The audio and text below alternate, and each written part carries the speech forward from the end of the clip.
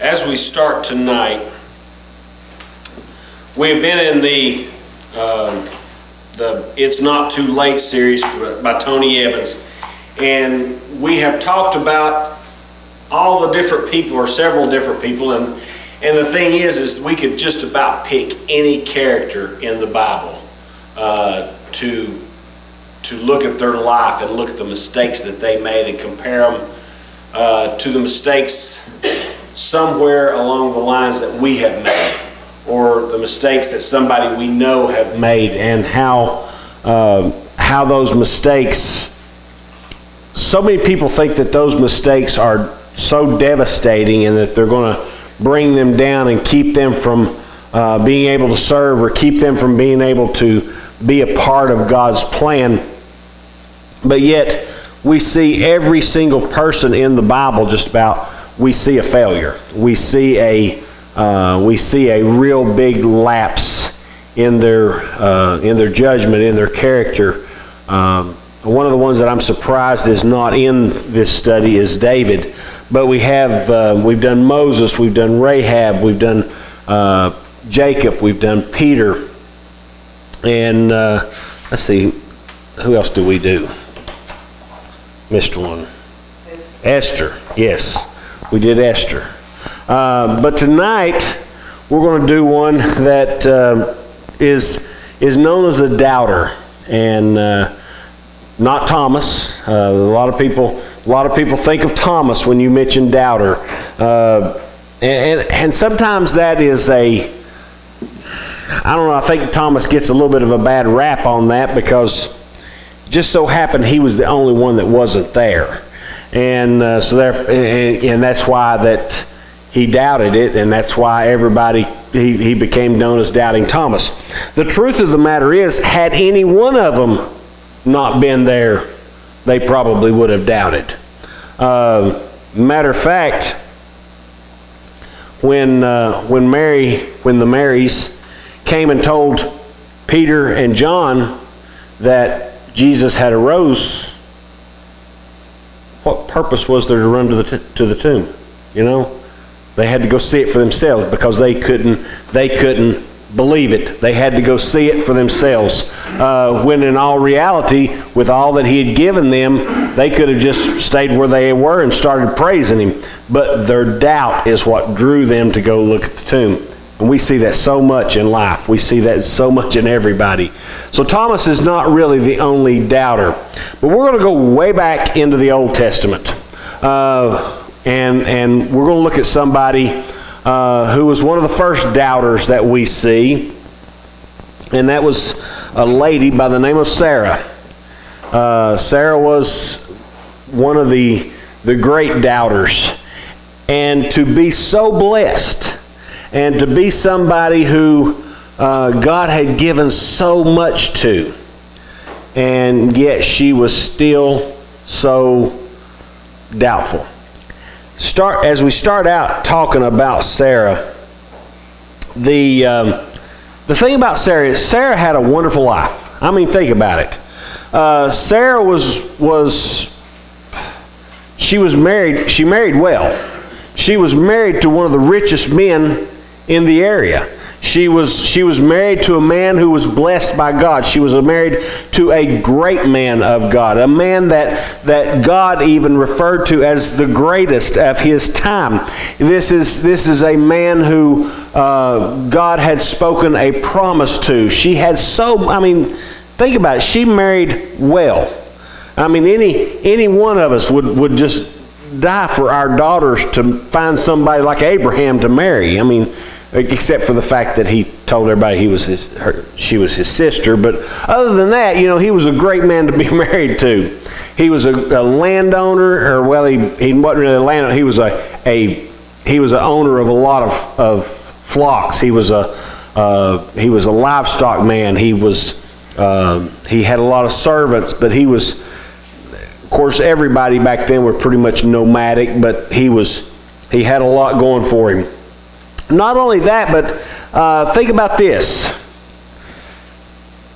We all, as we get older, our looks just don't hold up the way we would like for them to. You know, I used to look a lot better. I'll just tell you, I mean, we was pulling up some pictures this weekend, and I had hair. I was a lot thinner. I was in a lot better shape, you know, physically. I looked a lot different. But as we grow older, and it happens to all of us, I mean, there didn't used to be any gray in this, okay? And it used to be up here too. But now it's not. And my looks have changed, and we all do. But here is a woman who at 65 years old was still such a beautiful woman that the kings looked out and said, wow, look at her, and wanted them for themselves. I'm guessing that she didn't look 65. I'm guessing she didn't look what she was, because, I mean, she had everything going for her except one thing. And the first time in the Bible we hear her name, the first time we see her in the Bible is in Genesis chapter 11. And as we look at Genesis chapter 11, started in verse 28, it says, "And Haran died before his father Terah in his native land in Ur of the Chaldeans. Then Abram and Nahor took wives. The name of Abram's wife was Sarah, and the name of Nahor's wife Milcah, the daughter of Haran, the father of Milcah, and the father of Iscah. But Sarah was barren, and she had no child." So the first mention of her tells us about her, tells us the one thing that was devastating to her. I know I've known a lot of people who have been, I've known several women over the years who could not have children. And they would try, and they've either had a lot of miscarriages, or they couldn't get pregnant. And listen, I've known people that have spent lots and lots of money. I don't know how much, but they have went through they've went through all the different efforts that they could do to try to have kids, because so many people, to them, that is if they can't have children, they feel like failures in life.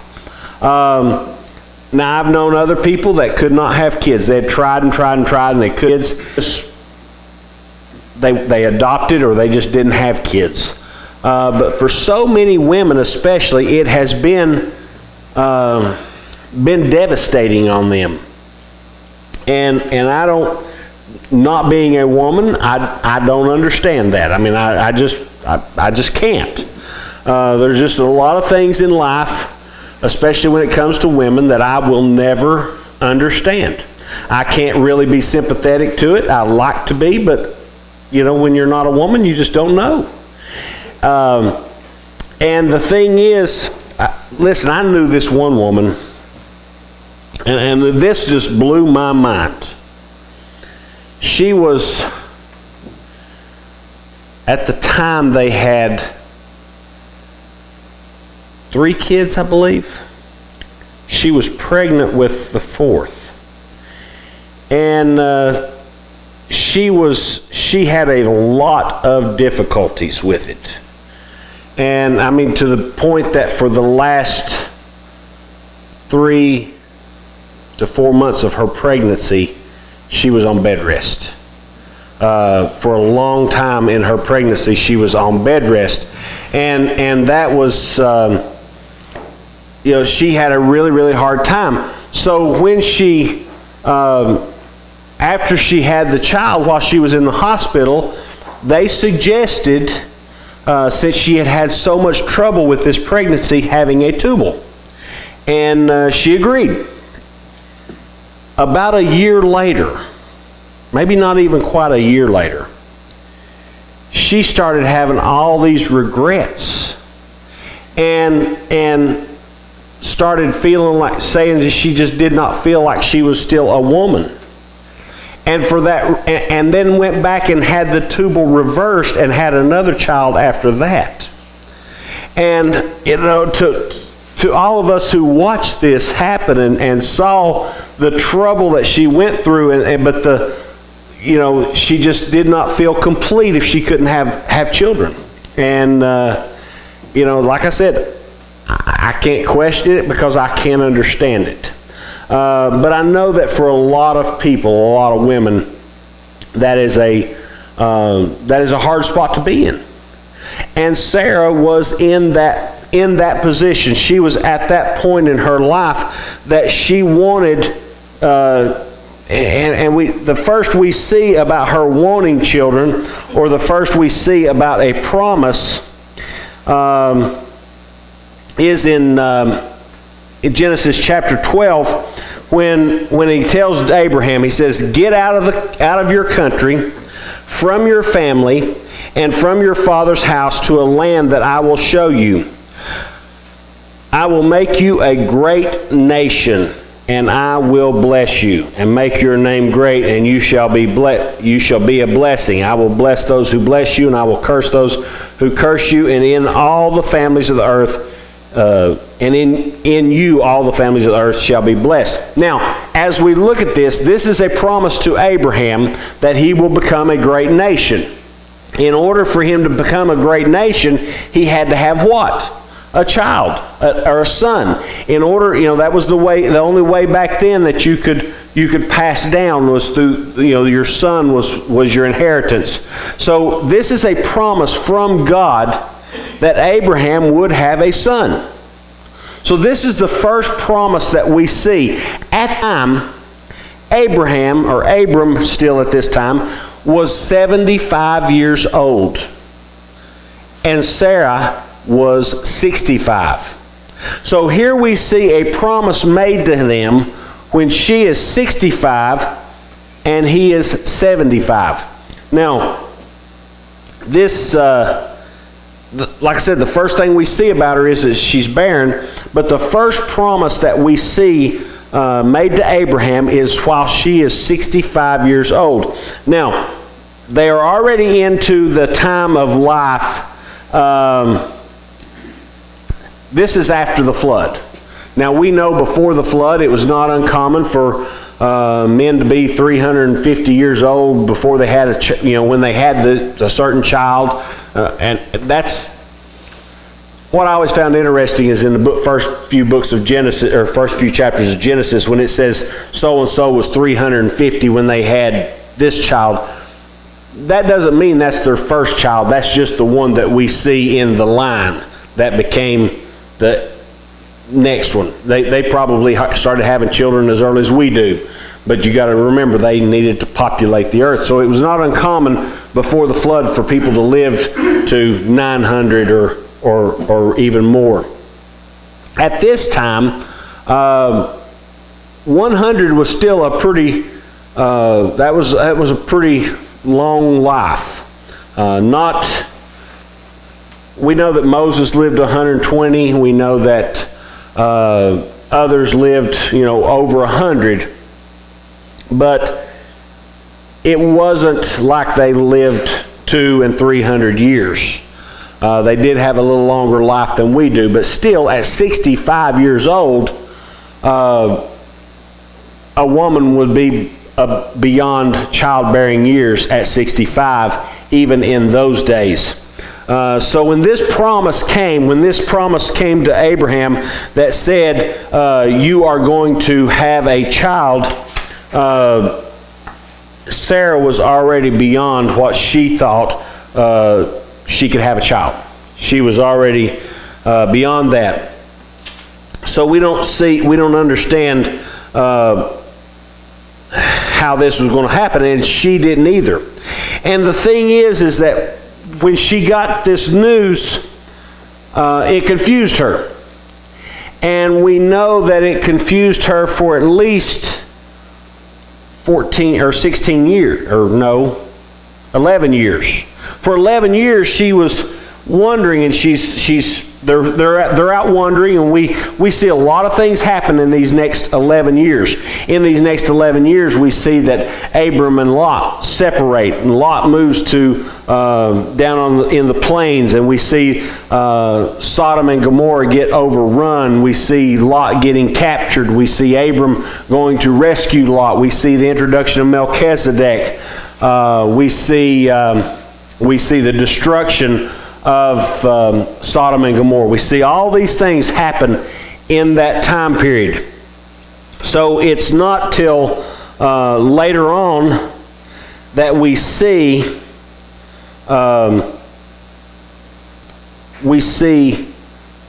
Sarah's question. We see Sarah come up and have struggles, and she starts to in Genesis chapter 16 is where we see this. It says, "Now Sarah, Abram's wife, had borne him no children, and she had an Egyptian maidservant whose name was Hagar. So Sarah said to Abram, 'See now, the Lord has restrained me from bearing children. Please go in to my maid. Perhaps I shall obtain children by her.' And Abram heeded the voice of Sarah. Then Sarai, Abram's wife, took Hagar, her handmaid, or her maid, gave her to her husband Abram, and he to be his wife. After Abram had dwelt 10 years in the land of Canaan, so he went to Hagar, and she conceived, and when he saw that she had conceived, her mistress became despised in her eyes." So we see here, now at this point, Abram is 86 years old. That's why we first see the promise at 75, now he's 86, when Hagar has Ishmael. Now, the thing is, me and my brother had this discussion one time, that in the New Testament, in the qualifications for a deacon and the qualifications for a pastor or for a bishop, it says that a man is to only have one wife. But nowhere else in the Scripture, in the Old Testament especially, do we see that told. And we see it become a pretty common thing. We see it happen quite a bit. Just about everybody seemed like had two wives. One person that I think, two people that I think of that did not have two wives that we know of, that became very successful people, was Job and Noah. Moses also, we're not told that he has two wives. But even everybody else that we see that has more than one wife, there's always trouble. There's always trouble. Even though the Scripture doesn't say that you're not supposed to have more than one wife during the Old Testament, I mean, look at Abraham. He takes Hagar as his wife, and immediately there becomes jealousy.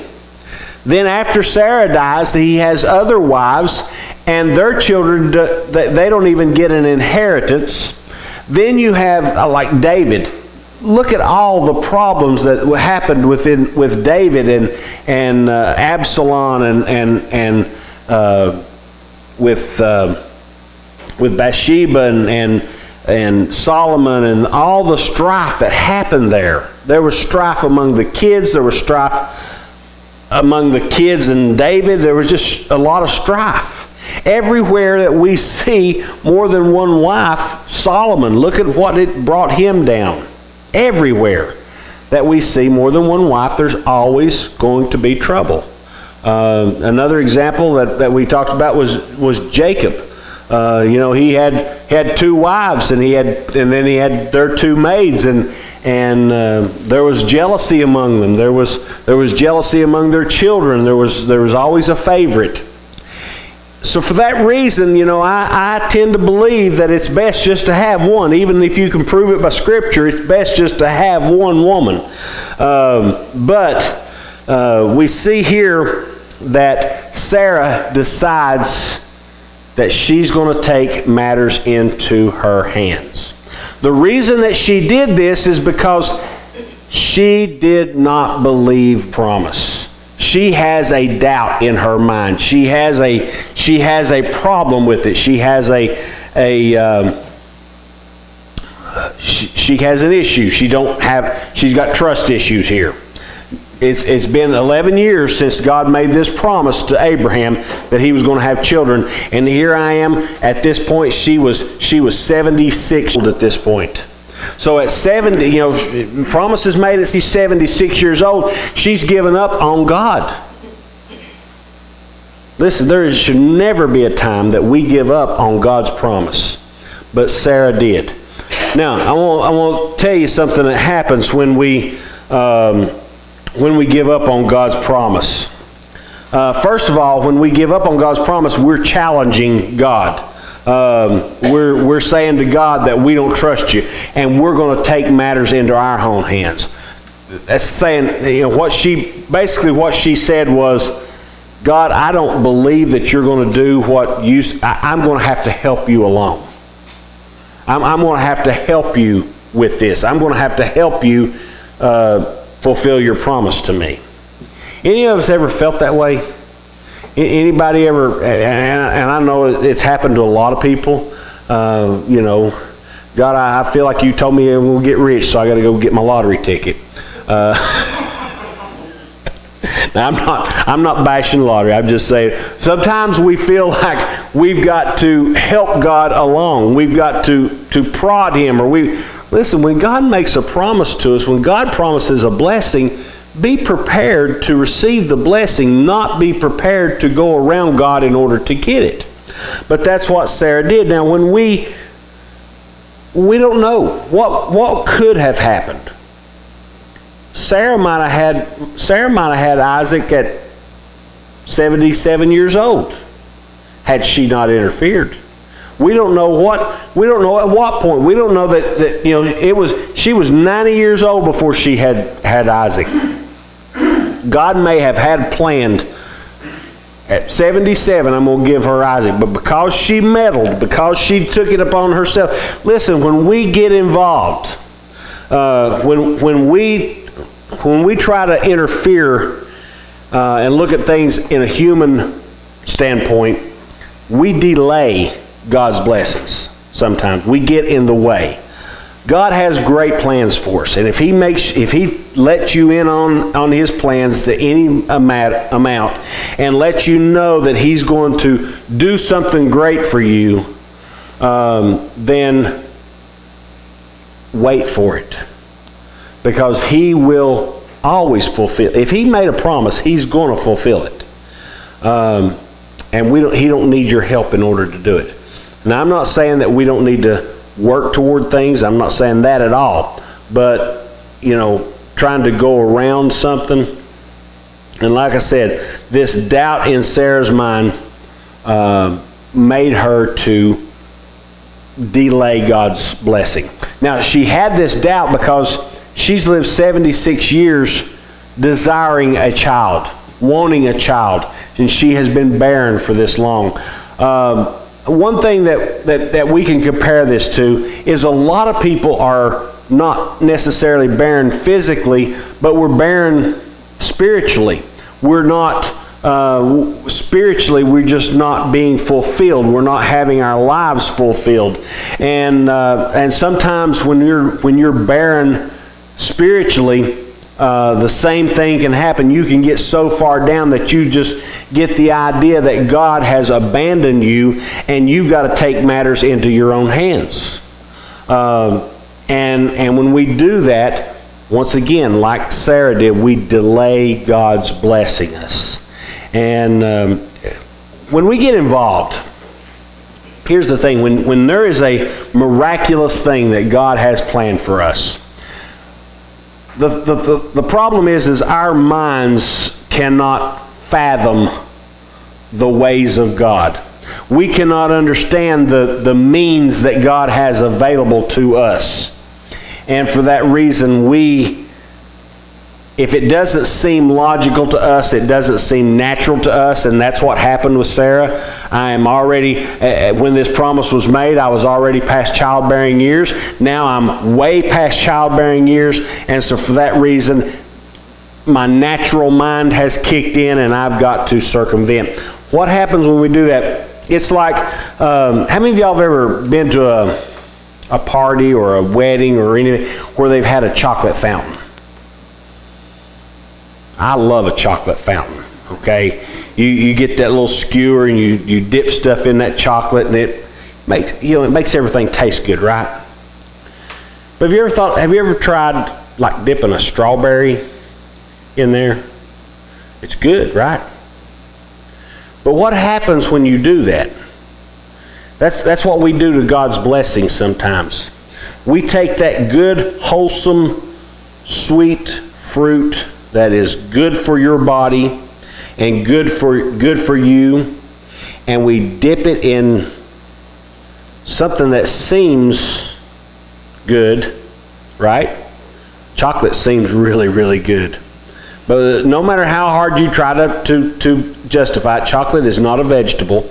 I know it grows on a tree, cocoa grows on a tree, but it is not a vegetable. You cannot qualify to that. It is bad for your body.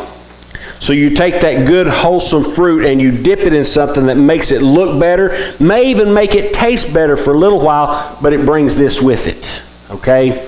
It cancels out the good benefits that you get with the fruit. Now then, some of us, like me, we dip like marshmallows and other stuff that's bad for you too.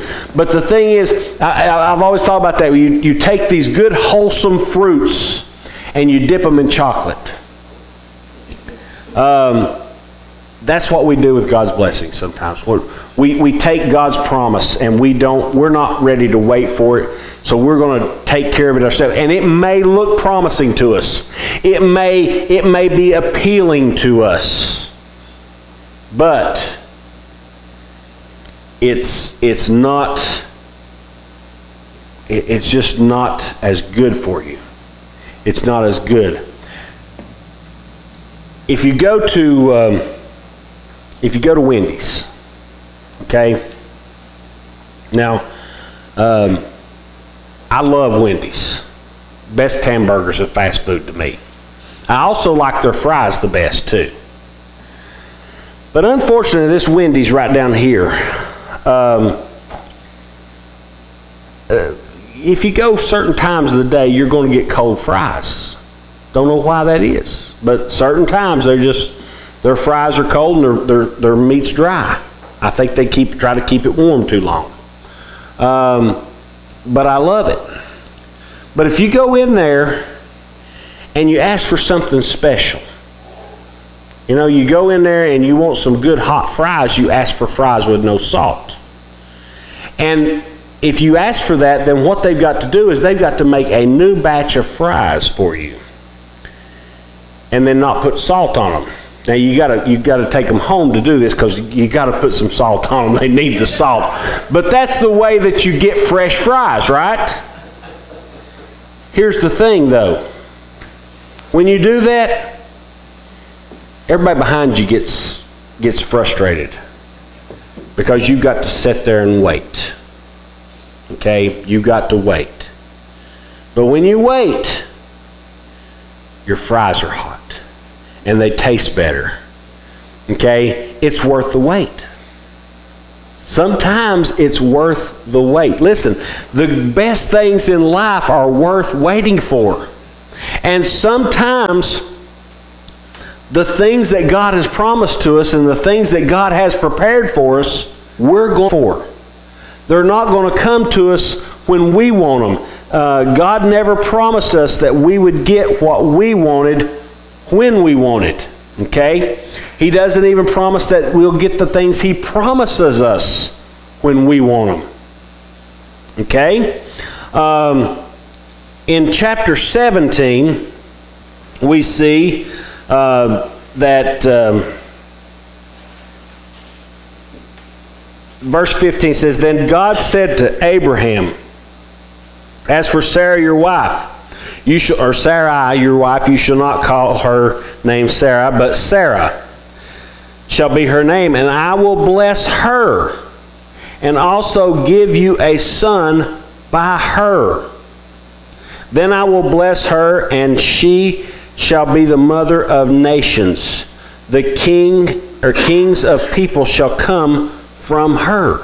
See, this is a renewal of that promise, and this is the promise that he made to Abraham already, that I'm going to bring this child to you, but you know, it's going to come through Sarah. This child that you've already had, that you brought in, that you all circumvented, is going to cause problems. It's already caused problems. It's already caused jealousy between Sarah and Hagar, and Ishmael had to run. They had to run for their life.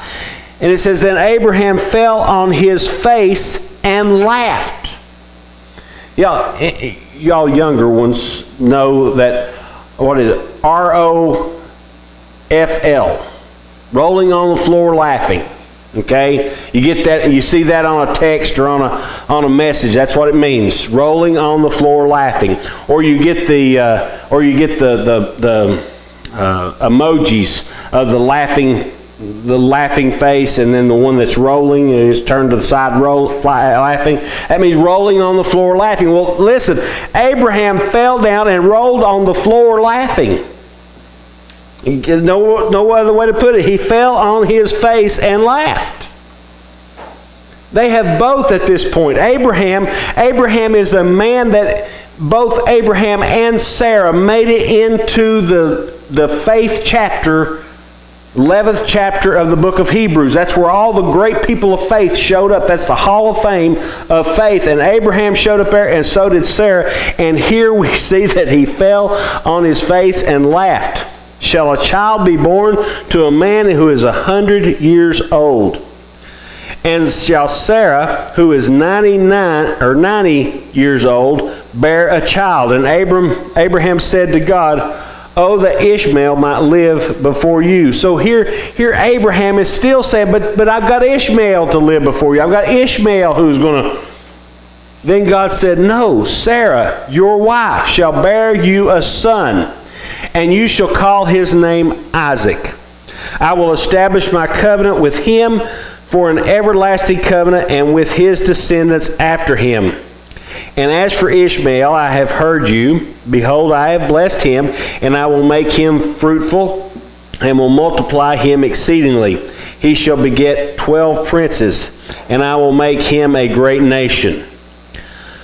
But my covenant I will establish with Isaac, whom Sarah shall bear to you as this set time next year. Then he finished talking with him, and God went up from Abraham. Now, here we see, so actually, Sarah was 91. We've always said Sarah was 90. This promise came when Sarah was 90 and Abraham was 99. But it says, in a year you will have a son. So she was actually 91 by the time that she has Isaac. What's funny is then she laughed as well. She laughed as well. And the funny thing is, when she laughed, he said, why are you laughing? She said, I wasn't. Listen, if you laugh, God knows you're laughing. If you lie, God knows you're lying.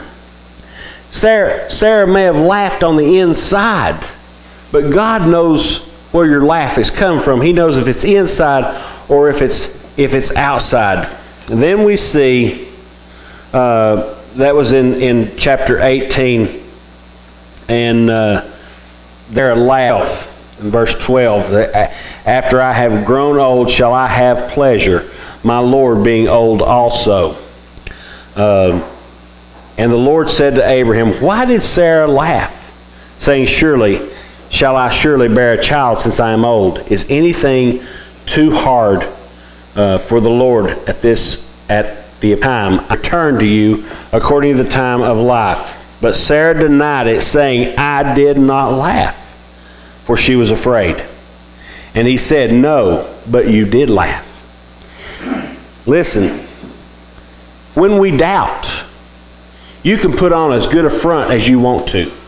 You can fool me, you can fool everybody else, and you can put on this big front, but when you've got doubt within your heart and you've got doubt in your mind, God knows your doubt. He knows where you stand. He knows what you're thinking. And he knew that Sarah had doubt. Now, the thing is we know what happens. Sarah has Isaac. She bears him. She has this child.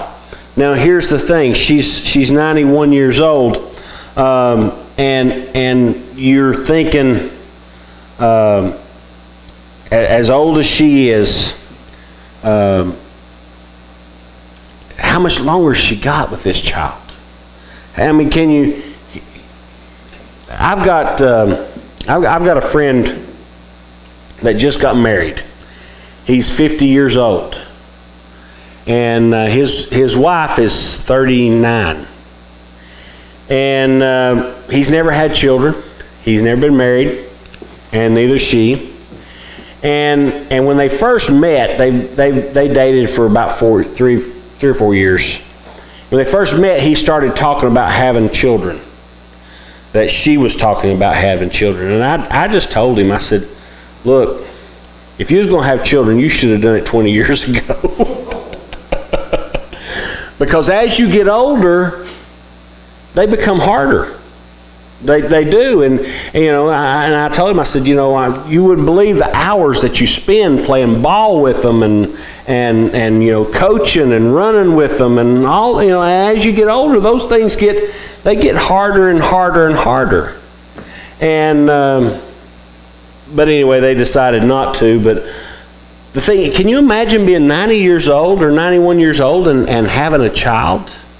That would be like raising your great-grandchild. Not your grandchild, your great-grandchild. Or great-great-grandchild maybe even.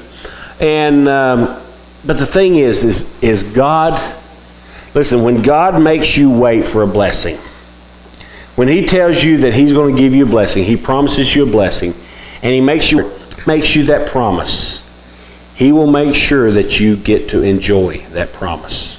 Sarah lived till she was 127 years old. So she got to have 37 years with Isaac of raising him and getting to see him grow up. So if God makes you a promise, he will also make sure you are able to keep the promise and make sure you're around long enough to see it happen. Okay? But Sarah didn't believe it. She doubted it. But listen, we still see her show up in Hebrews chapter 11 as the Faith Hall of Fame, and God blessed her. The whole nation of Israel came through her. And they are still God's chosen people. Regardless of what they've done, regardless of where they are, what we see in them, they were God's chosen people who came from Sarah, and he blessed her greatly, even though she had her doubts. So in this study, this is the end of our study tonight of the It's Not Too Late. One thing that I picked up from it, and I hope you all have too, is listen, no matter where you've been in life, no matter what you've done. We saw Moses who murdered a man. We've seen denial. We've seen doubts. We've seen prostitution, and all these people, God still blessed and still built a nation out of them. They all led to the Messiah. Okay? God let them all be a part of what his plan was. So never feel like you're unusable. All right? Anybody have anything?